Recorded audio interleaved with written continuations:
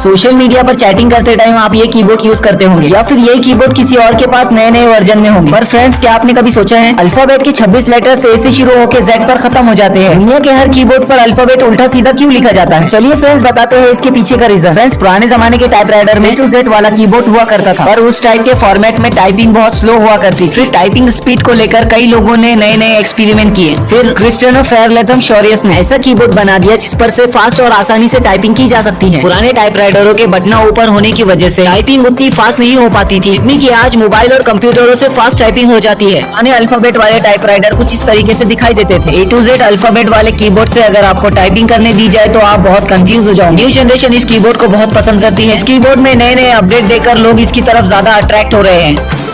Friends, ये viral song आपने जरूर सुना होगा। तुझ्यावर थांबून माझी नजर एक नंबर तुझी कंबर हाय चाल शेकी शेकी हाय किती सुंदर तुझं डिंपल। ये सॉन्ग की एक खास बात ये भी है, इस वीडियो में जो इन्होंने लहंगा पहना है ये 40 किलो से भी ऊपर के वेट का था। इस फेमस और वायरल सॉन्ग को गाया है संजू राठौड़ ने, जो कि एक फेमस मराठी सिंगर है और ये जलगांव महाराष्ट्र स्टेट के रहने वाले हैं। ये सॉन्ग से पहले भी इनके एक दो सॉन्ग काफी ज्यादा वायरल हुए थे। फ्रेंड्स, आप सभी को ये गाना याद ही होगा। पागल करते तुझे मोरनीशी चाल गुलाबी साडी आणि लाली लाल लाल दिसते मी भारी राजा।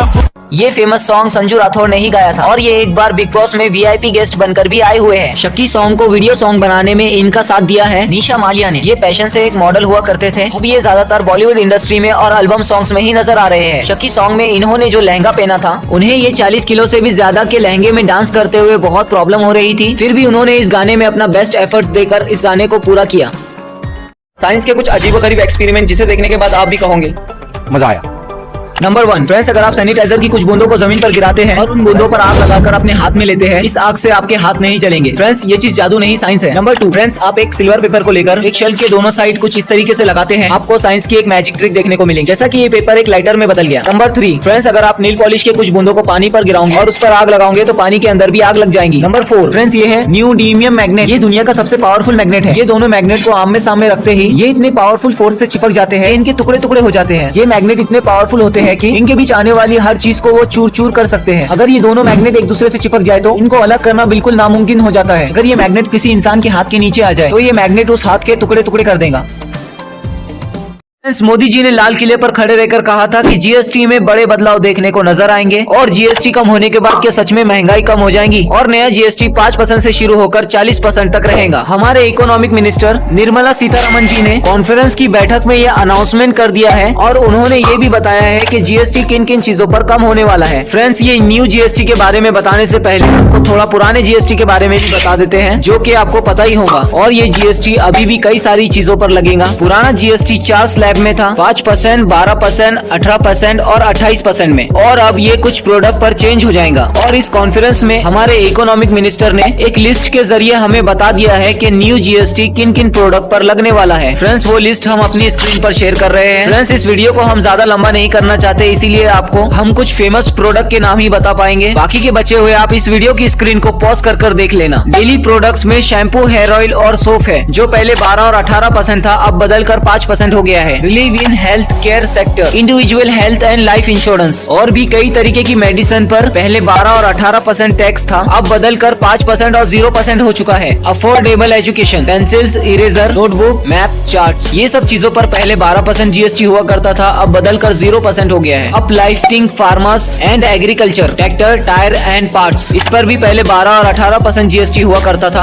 अब बदल कर 5% हो गया है। Automobiles made affordable, petrol, LPG और डीजल, इस पर पहले 28% का जीएसटी हुआ करता था, अब बदल कर 18% हो गया है। Save on electronic appliance, AC, washing machine, monitor और टीवी, इस पर भी पहले 28% का जीएसटी हुआ करता था, अब बदल कर 18% हो गया है। और ये 22 सितंबर के दिन पूरे इंडिया में लागू कर दिए जाएंगे। फ्रेंड्स, अगर वीडियो इन्फॉर्मेटिव लगा होगा तो don't forget like and subscribe. Social media पर चैटिंग करते टाइम आप ये कीबोर्ड यूज करते होंगे या फिर ये कीबोर्ड किसी और के पास नए नए वर्जन में होंगे। पर फ्रेंड्स, क्या आपने कभी सोचा है अल्फाबेट के 26 लेटर्स ए से शुरू होकर जेड पर खत्म हो जाते हैं। दुनिया के हर कीबोर्ड पर अल्फाबेट उल्टा सीधा क्यों लिखा जाता है? चलिए फ्रेंड्स बताते हैं इसके पीछे का रीजन। फ्रेंड्स, पुराने जमाने के टाइपराइटर में टू जेड वाला कीबोर्ड हुआ करता था, पर उस टाइप के फॉर्मेट में टाइपिंग बहुत स्लो हुआ करती। फिर टाइपिंग स्पीड को लेकर कई लोगों ने नए नए एक्सपेरिमेंट किए। फिर क्रिस्टियानो फेयरलेथम शोरियस ने ऐसा कीबोर्ड बना दिया जिस पर से फास्ट और आसानी से टाइपिंग की जा सकती है। पुराने टाइपराइटर राइडरों के बटना ऊपर होने की वजह से टाइपिंग उतनी फास्ट नहीं हो पाती थी जितनी कि आज मोबाइल और कंप्यूटरों से फास्ट टाइपिंग हो जाती है। पुराने अल्फाबेट वाले टाइपराइटर कुछ इस तरीके से दिखाई देते थे। A to Z अल्फाबेट वाले कीबोर्ड से अगर आपको टाइपिंग करने दी जाए तो आप बहुत कंफ्यूज हो जाओगे। न्यू जनरेशन इस कीबोर्ड को बहुत पसंद करती है। इस कीबोर्ड में नए नए अपडेट देकर लोग इसकी तरफ ज्यादा अट्रैक्ट हो रहे हैं।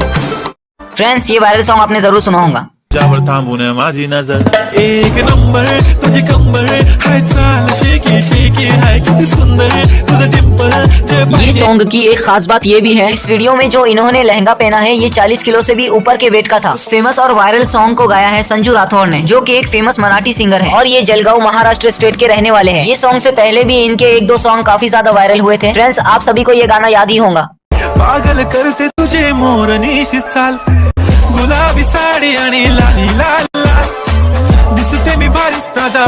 ये फेमस सॉन्ग संजू राठौड़ ने ही गाया था और ये एक बार बिग बॉस में VIP गेस्ट बनकर भी आए हुए हैं। शक्की सॉन्ग को वीडियो सॉन्ग बनाने में इनका साथ दिया है निशा मालिया ने। ये पैशन से एक मॉडल हुआ करते थे, अब ये ज्यादातर बॉलीवुड इंडस्ट्री में और एल्बम सॉन्ग्स में ही नजर आ रहे हैं। शक्की सॉन्ग में इन्होंने जो लहंगा पहना था, उन्हें ये 40 किलो से भी ज्यादा के लहंगे में डांस करते हुए बहुत प्रॉब्लम हो रही थी, फिर भी उन्होंने इस गाने में अपना बेस्ट एफर्ट्स देकर इस गाने को पूरा किया। विराट कोहली और रोहित शर्मा की गौतम गंभीर के साथ क्या नाराजगी चल रही है? इंडियन क्रिकेट टीम के सिलेक्शन को लेकर गौतम गंभीर को क्यों ट्रोल किया जा रहा है? और क्या सच में इंडियन क्रिकेट टीम का सिलेक्शन गौतम गंभीर के हाथ में है? और क्या विराट कोहली और रोहित शर्मा ने ODI क्रिकेट से रिटायरमेंट ले लिया है? तो चलिए फ्रेंड्स, जानते हैं इन बातों में कितनी सच्चाई है। हाल ही में होने वाली India versus Australia ODI series में जिस तरह की सिचुएशन टीम इंडिया के सिलेक्शन को लेकर चल रही है, हम सबको यही लग रहा था कि विराट कोहली और रोहित शर्मा ODI क्रिकेट से रिटायरमेंट ले लेंगे, पर ऐसा बिल्कुल नहीं हुआ है। फ्रेंड्स, विराट कोहली और रोहित शर्मा ने अपने एक इंटरव्यू में साफ बता दिया है वो अभी रिटायरमेंट लेने के बारे में कुछ भी नहीं सोच रहे हैं। टीम इंडिया के सिलेक्शन को लेकर कई सारी बातें सामने आ रही है, पर गौतम गंभीर का ये बोलना है, तो ये जो परसेप्शन है कि कोच ही सिलेक्टर है, कोच कभी ना मेरे से पहले वाले कोच सिलेक्टर थे ना मैं कोई सिलेक्टर हूँ। इनफैक्ट सिलेक्टर्स का काम है सिलेक्ट करना। ये आपने अच्छा सवाल पूछा कि यहाँ पर जनता को पता होना चाहिए कि। और रही बात विराट कोहली रोहित शर्मा की गौतम गंभीर के साथ नाराजगी की, तो ये बात बहुत पुरानी हो चुकी है, पर ये नाराजगी हमें काफी हद तक देखने को नजर आई थी। और अभी हमें इंडिया वर्सेस ऑस्ट्रेलिया के ODI सीरीज में रोहित शर्मा की जगह शुभमन गिल को इंडिया का कैप्टन बनाया गया। ये बात से रोहित शर्मा के फैंस को बहुत बुरा लगा, पर गौतम गंभीर के ये कुछ वर्ड है जो आपको जरूर सुनने चाहिए। 2027 वर्ल्ड कप लग रहा है ये दोनों खेलेंगे का डिसीजन है, उससे ज्यादा इंपॉर्टेंट है उनकी परफॉर्मेंस। शुरू कब आप करते हैं और कब आप खत्म करते हैं वो आपका इंडिविजुअल डिसीजन है, ना कोई कोच। थर्ड ODI में विराट कोहली और रोहित शर्मा ने जिस तरीके की बैटिंग की है, 2027 के वर्ल्ड कप में हमें इन दोनों की बहुत जरूरत पड़ेगी। टीम इंडिया के सिलेक्शन को लेकर आप सभी की क्या राय है, कमेंट में हमें जरूर बताएं।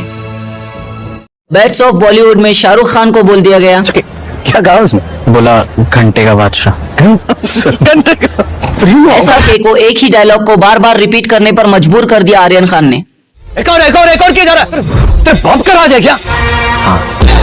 जहां ये बड़े बड़े सेलिब्रिटी एक फिल्म को साइन करने के लिए 5 से 50 करोड़ रुपए की फीस चार्ज करते हैं और एक साथ एक ही पर्दे पर तीनों खान को काम करवाना लगभग नामुमकिन लग रहा था, वहीं आर्यन खान ने अपनी web series the best of Bollywood में बड़े बड़े सेलिब्रिटीज को काम भी करवाया और तीनों खान को एक ही वेब सीरीज में काम करवाकर पूरे बॉलीवुड को हिला दिया। अगर यही काम कोई दूसरा डायरेक्टर करता तो उसकी जेब पूरी खाली हो जाती। तो चलिए फ्रेंड्स, आप सभी को बताते हैं द बेस्ट ऑफ बॉलीवुड ने अब तक कितने रुपए की कमाई की है। इस वेब सीरीज ने OTT प्लेटफॉर्म पर 300 करोड़ रुपए का आंकड़ा पार कर लिया है और ये अब तक OTT प्लेटफॉर्म पर कम टाइम में सबसे ज्यादा कमाई करने वाली वेब सीरीज बन चुकी है। आर्यन खान को डॉन 3 मूवी में हीरो बनने का ऑफर आया है, अब देखना ये है वो एक्सेप्ट करते हैं या नहीं। और साथ ही शाहरुख खान की न्यू फिल्म किंग का लेटेस्ट अपडेट मिला है। मोदी जी ने लाल किले पर खड़े रहकर कहा था कि GST में बड़े बदलाव देखने को नजर आएंगे और GST कम होने के बाद क्या सच में महंगाई कम हो जाएगी और नया GST 5% से शुरू होकर 40% तक रहेगा। हमारे इकोनॉमिक मिनिस्टर निर्मला सीतारमन जी ने कॉन्फ्रेंस की बैठक में यह अनाउंसमेंट कर दिया है और उन्होंने ये भी बताया है कि GST किन किन चीजों पर कम होने वाला है। फ्रेंड्स, ये न्यू GST के बारे में बताने से पहले आपको थोड़ा पुराने GST के बारे में भी बता देते हैं, जो कि आपको पता ही होगा। और ये GST अभी भी कई सारी चीजों पर लगेगा। पुराना GST 4 स्लैब में था, 5%, 12%, 18% और 28% में, और अब ये कुछ प्रोडक्ट पर चेंज हो जाएगा। और इस कॉन्फ्रेंस में हमारे इकोनॉमिक मिनिस्टर ने एक लिस्ट के जरिए हमें बता दिया है कि न्यू GST किन किन प्रोडक्ट पर लगने वाला है। फ्रेंड्स, वो लिस्ट हम अपनी स्क्रीन पर शेयर कर रहे हैं। फ्रेंड्स, फ्रेंड्स इस वीडियो को हम ज्यादा लंबा नहीं करना चाहते, इसीलिए आपको हम कुछ फेमस प्रोडक्ट के नाम ही बता पाएंगे। बाकी के बचे हुए आप इस वीडियो की स्क्रीन को पॉज कर देख लेना। डेली प्रोडक्ट्स में शैम्पू, हेयर ऑयल और सोप है, जो पहले 12 और 18% था, अब बदलकर 5% हो गया है। Relieve in health care sector, individual health and life insurance और भी कई तरीके की मेडिसिन पर पहले 12 और 18% टैक्स था, अब बदलकर 5% और 0% हो चुका है। Affordable education, pencils, eraser, notebook, map, charts, ये सब चीजों पर पहले 12% जीएसटी हुआ करता था, अब बदलकर 0% हो गया है। Uplifting, farmers and agriculture, tractor, tyre and Modi ji ने लाल किले पर खड़े रहकर कहा था कि जीएसटी में बड़े बदलाव देखने को नजर आएंगे और जीएसटी कम होने के बाद क्या सच में महंगाई कम हो जाएगी और नया जीएसटी 5% से शुरू होकर 40% तक रहेगा। हमारे इकोनॉमिक मिनिस्टर निर्मला सीतारमण जी ने कॉन्फ्रेंस की बैठक में यह अनाउंसमेंट कर दिया है और उन्होंने ये भी बताया है कि जीएसटी किन किन चीजों पर कम होने वाला है। फ्रेंड्स, ये न्यू जीएसटी के बारे में बताने से पहले आपको थोड़ा पुराने जीएसटी के बारे में भी बता देते हैं, जो कि आपको पता ही होगा। और ये जीएसटी अभी भी कई सारी चीजों पर लगेगा। पुराना जीएसटी 4 स्लैब में था, 5%, 12%, 18% और 28% में, और अब ये कुछ प्रोडक्ट पर चेंज हो जाएगा। और इस कॉन्फ्रेंस में हमारे इकोनॉमिक मिनिस्टर ने एक लिस्ट के जरिए हमें बता दिया है कि न्यू जीएसटी किन किन प्रोडक्ट पर लगने वाला है। फ्रेंड्स, वो लिस्ट हम अपनी स्क्रीन पर शेयर कर रहे हैं। फ्रेंड्स, इस वीडियो को हम ज्यादा लंबा नहीं करना चाहते, इसीलिए आपको हम कुछ फेमस प्रोडक्ट के नाम ही बता पाएंगे। बाकी के बचे हुए आप इस वीडियो की स्क्रीन को पॉज कर देख लेना। डेली प्रोडक्ट्स में शैम्पू, हेयर ऑयल और सोप है, जो पहले 12 और 18% था, अब बदलकर 5% हो गया है। Relieve in health care sector, individual health and life insurance और भी कई तरीके की मेडिसिन पर पहले 12 और 18% टैक्स था, अब बदलकर 5% और 0% हो चुका है। Affordable education, pencils, eraser, notebook, map, charts, ये सब चीजों पर पहले 12% जीएसटी हुआ करता था, अब बदलकर 0% हो गया है। Uplifting, farmers and agriculture, tractor, tyre and bets of Bollywood में शाहरुख खान को बोल दिया गया। क्या कहा उसने?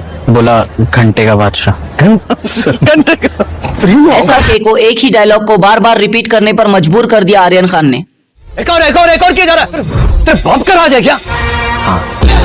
जहां ये बड़े बड़े सेलिब्रिटी एक फिल्म को साइन करने के लिए 5 से 50 करोड़ रुपए की फीस चार्ज करते हैं और एक साथ एक ही पर्दे पर तीनों खान को काम करवाना लगभग नामुमकिन लग रहा था, वहीं आर्यन खान ने अपनी web series the bets of Bollywood में बड़े बड़े सेलिब्रिटीज को काम भी करवाया और तीनों खान को एक ही वेब सीरीज में काम करवाकर पूरे बॉलीवुड को हिला दिया। अगर यही काम कोई दूसरा डायरेक्टर करता तो उसकी जेब पूरी खाली हो जाती। तो चलिए फ्रेंड्स, आप सभी को बताते हैं द बेट्स ऑफ बॉलीवुड ने अब तक कितने रुपए की कमाई की है। इस वेब सीरीज ने OTT प्लेटफॉर्म पर 300 करोड़ रुपए का आंकड़ा पार कर लिया है और ये अब तक OTT प्लेटफॉर्म पर कम टाइम में सबसे ज्यादा कमाई करने वाली वेब सीरीज बन चुकी है। आर्यन खान को डॉन 3 मूवी में हीरो बनने का ऑफर आया है, अब देखना ये है वो एक्सेप्ट करते हैं या नहीं। और साथ ही शाहरुख खान की न्यू फिल्म किंग का लेटेस्ट अपडेट मिला है। 2 नवंबर शाहरुख खान के बर्थडे वाले दिन इस फिल्म का थोड़ा सा और नया अपडेट हमें देखने को मिलेगा। फ्रेंड्स, वीडियो अगर अच्छा लगा तो don't forget like and subscribe.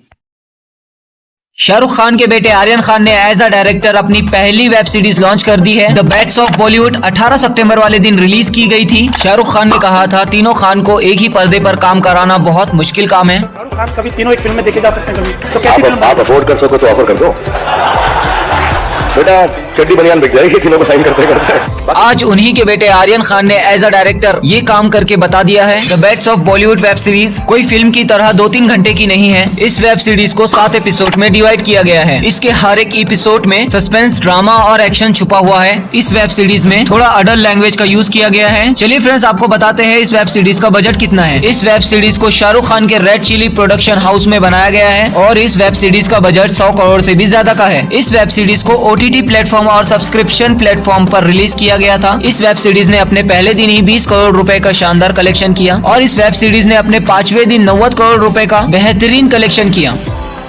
Shahrukh Khan के बेटे आर्यन खान ने एज अ डायरेक्टर अपनी पहली वेब सीरीज लॉन्च कर दी है। द बेट्स ऑफ बॉलीवुड 18 सितंबर वाले दिन रिलीज की गई थी। शाहरुख खान ने कहा था तीनों खान को एक ही पर्दे पर काम कराना बहुत मुश्किल काम है। शाहरुख खान कभी तीनों एक फिल्म में देखे जा सकते हैं, कभी तो कैसी फिल्म आप अफोर्ड कर सको तो ऑफर कर दो बेटा, चड्डी बनियान बिक जाएगी तीनों को साइन करते करते। आज उन्हीं के बेटे आर्यन खान ने एज अ डायरेक्टर ये काम करके बता दिया है। The bets of Bollywood web series कोई फिल्म की तरह 2-3 घंटे की नहीं है। इस वेब सीरीज को 7 एपिसोड में डिवाइड किया गया है। इसके हर एक एपिसोड में सस्पेंस, ड्रामा और एक्शन छुपा हुआ है। इस वेब सीरीज में थोड़ा अडल्ट लैंग्वेज का यूज किया गया है। चलिए फ्रेंड्स, आपको बताते हैं इस वेब सीरीज का बजट कितना है। इस वेब सीरीज को शाहरुख खान के रेड चिली प्रोडक्शन हाउस में बनाया गया है और इस वेब सीरीज का बजट 100 करोड़ से भी ज्यादा का है। इस वेब सीरीज को OTT प्लेटफॉर्म और सब्सक्रिप्शन प्लेटफॉर्म पर रिलीज किया गया था। इस वेब सीरीज ने अपने पहले दिन ही 20 करोड़ रुपए का शानदार कलेक्शन किया और इस वेब सीरीज ने अपने 5वें दिन 90 करोड़ रुपए का बेहतरीन कलेक्शन किया। सोशल मीडिया पर चैटिंग करते टाइम आप ये कीबोर्ड यूज करते होंगे या फिर ये कीबोर्ड किसी और के पास नए नए वर्जन में होंगे। पर फ्रेंड्स, क्या आपने कभी सोचा है अल्फाबेट के 26 लेटर्स ए से शुरू होकर जेड पर खत्म हो जाते हैं। दुनिया के हर कीबोर्ड पर अल्फाबेट उल्टा सीधा क्यों लिखा जाता है? चलिए फ्रेंड्स बताते हैं इसके पीछे का रीजन। फ्रेंड्स, पुराने जमाने के टाइपराइटर में A to Z वाला कीबोर्ड हुआ करता था, पर उस टाइप के फॉर्मेट में टाइपिंग बहुत स्लो हुआ करती। फिर टाइपिंग स्पीड को लेकर कई लोगों ने नए नए एक्सपेरिमेंट किए। फिर क्रिस्टियानो फेयरलेथम शोरियस ने ऐसा कीबोर्ड बना दिया जिस पर से फास्ट और आसानी से टाइपिंग की जा सकती है। पुराने टाइपराइटरों के बटनों ऊपर होने की वजह से टाइपिंग उतनी फास्ट नहीं हो पाती थी जितनी कि आज मोबाइल और कंप्यूटरों से फास्ट टाइपिंग हो जाती है। अन्य अल्फाबेट वाले टाइपराइटर कुछ इस तरीके से दिखाई देते थे। A to Z अल्फाबेट वाले कीबोर्ड से अगर आपको टाइपिंग करने दी जाए तो आप बहुत कंफ्यूज हो जाओगे। न्यू जनरेशन इस कीबोर्ड को बहुत पसंद करती है। इस कीबोर्ड में नए नए अपडेट देकर लोग इसकी तरफ ज्यादा अट्रैक्ट हो रहे हैं। सोशल मीडिया पर चैटिंग करते टाइम आप ये कीबोर्ड यूज करते होंगे या फिर ये कीबोर्ड किसी और के पास नए नए वर्जन में होंगे। पर फ्रेंड्स, क्या आपने कभी सोचा है अल्फाबेट के 26 लेटर्स ए से शुरू होकर जेड पर खत्म हो जाते हैं। दुनिया के हर कीबोर्ड पर अल्फाबेट उल्टा सीधा क्यों लिखा जाता है? चलिए फ्रेंड्स बताते हैं इसके पीछे का रीजन। फ्रेंड्स, पुराने जमाने के टाइपराइटर में A to Z वाला कीबोर्ड हुआ करता था, पर उस टाइप के फॉर्मेट में टाइपिंग बहुत स्लो हुआ करती। फिर टाइपिंग स्पीड को लेकर कई लोगों ने नए नए एक्सपेरिमेंट किए। फिर क्रिस्टियानो फेयरलेथम शोरियस ने ऐसा कीबोर्ड बना दिया जिस पर से फास्ट और आसानी से टाइपिंग की जा सकती है। पुराने टाइपराइटरों के बटनों ऊपर होने की वजह से टाइपिंग उतनी फास्ट नहीं हो पाती थी जितनी कि आज मोबाइल और कंप्यूटरों से फास्ट टाइपिंग हो जाती है। अन्य अल्फाबेट वाले टाइपराइटर कुछ इस तरीके से दिखाई देते थे। A to Z अल्फाबेट वाले कीबोर्ड से अगर आपको टाइपिंग करने दी जाए तो आप बहुत कंफ्यूज हो जाओगे। न्यू जनरेशन इस कीबोर्ड को बहुत पसंद करती है। इस कीबोर्ड में नए नए अपडेट देकर लोग इसकी तरफ ज्यादा अट्रैक्ट हो रहे हैं।